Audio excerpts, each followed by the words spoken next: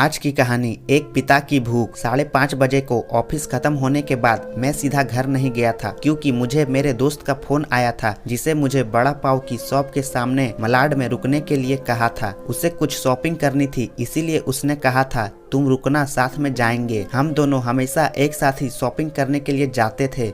उस शॉप के पास पार्किंग के लिए कुछ लोहे के एंगल लगाए हुए थे। मैं उन्हीं पर चढ़कर बैठ गया और अपने दोस्त का इंतजार करने लगा। एक 60-62 साल का बुजुर्ग आदमी, आंखों पर मोटी कांच वाले चश्मे, मैले धोती और कुर्ता पहने मेरे पास आया। क्योंकि मैं लोहे के एंगल पर 3-4 फुट ऊंचाई पर बैठा था, उसने मेरे घुटनों को छुआ और बोला, बेटा एक बड़ा पाव खरीद कर दे दोगे तो बहुत अच्छा होगा, बहुत ज्यादा भूख लगी है। मैंने जब उस बूढ़े आदमी की तरफ देखा तो मुझे रोजाना दिख रहे भिखारियों में से नहीं लगे। उसे देखकर ऐसा भी नहीं लग रहा था कि वह हर दिन भीख मांगते होंगे। ऐसे अचानक किसी बुजुर्ग ने मेरे पैरों को हाथ लगाया तो मुझे बहुत अजीब महसूस हुआ। मैं तुरंत एंगल से कूदकर नीचे खड़ा हो गया। मैंने अपने जेब में हाथ डाला और 50 रुपए निकालकर उस बुजुर्ग को देते हुए कहा, अंकल आपको भूख लगी है तो यह लीजिए, 50 रुपए खा लीजिएगा। बुजुर्ग ने कहा, नहीं बेटा पैसे मत दो, बस एक बड़ा पाव ला कर दे दो, उतना बहुत है मेरे लिए। ठीक है, मैं ला कर देता हूँ, आप यहीं बैठिए।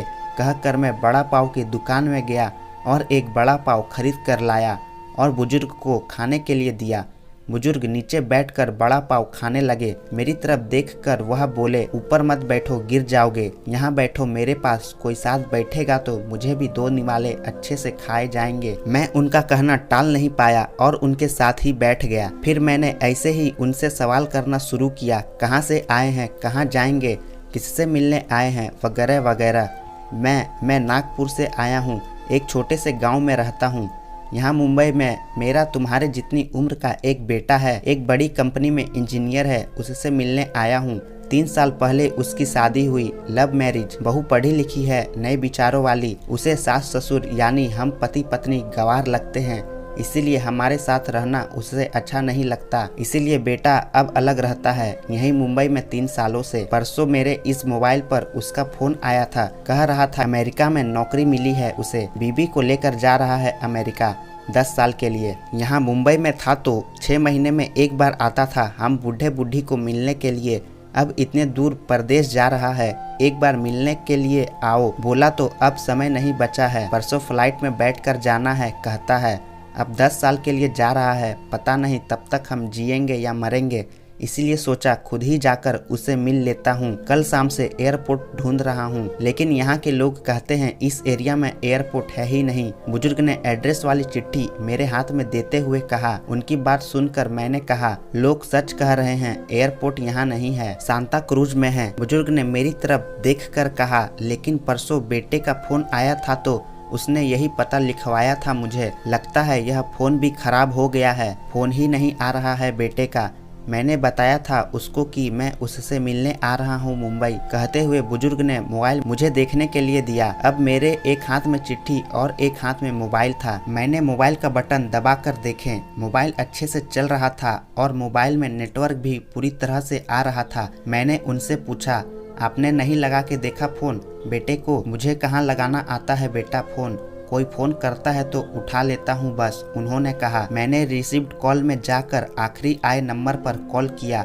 2 रिंग बजने के बाद कॉल कट कर दिया गया। फिर मैंने एड्रेस की चिट्ठी खोल कर देखी, उसमें जहां हम बैठे थे वहीं का एड्रेस था, यानी कि जानबूझकर गलत एड्रेस दिया गया था। मैं समझ चुका था कि गलत पता देकर लड़का अपने माँ बाप को टाल रहा था और अब वह उनका फोन भी नहीं उठा रहा था। मुझे यह भी मालूम पड़ चुका था कि वह जिस प्लेन में सवार हो चुका था वह प्लेन कभी भी उसके माँ बाप की दिशा में उड़ने वाला नहीं था। तब तक मेरा दोस्त वहाँ आ गया और बोला, चलो शॉपिंग करने चलते हैं।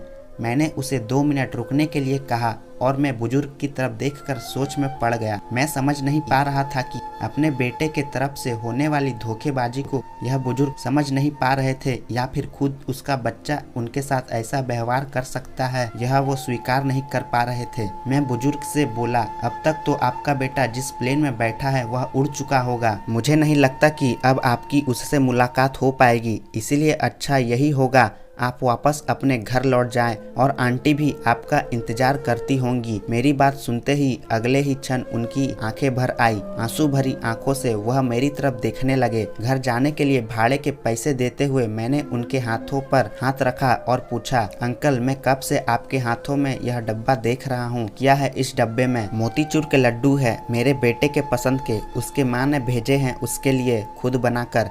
बुजुर्ग ने कहा, किसी खंजर से मेरे दिल को चीर कर मेरे अंतःकरण को लहूलुहान कर दिया हो, ऐसी मेरी हालत हो गई। मैं निशब्द होकर बुजुर्ग की तरफ देखता रहा और वहीं बैठा रहा। ए भाई चलना, देर हो रही है। मेरे दोस्त की आवाज़ कानों में पड़ी तो मैं होश में आया और ऐसे ही उस भीड़ में उसके पीछे पीछे चलने लगा। घर पहुंचकर आधी रात तक मैं सो नहीं पाया। रह रह कर एक ही सवाल मेरे मन में उठ रहा था। एक बड़ा पाव की भीख मांगने वाला वह बेचारा आदमी भूख से बेहाल होने के बावजूद भी अपने साथ लाए उस मोतीचूर के लड्डू में से एक लड्डू खुद नहीं खा सकता था क्या? अपने बेटे से इतना प्यार। आशा करता हूँ ये छोटी सी कहानी आपको पसंद आई होगी। इस कहानी पर आपकी क्या राय है हमें कमेंट करके ज़रूर बताइए। चैनल पर नए हो तो चैनल को सब्सक्राइब जरूर कीजिए। कहानी सुनने के लिए आपका बहुत बहुत धन्यवाद।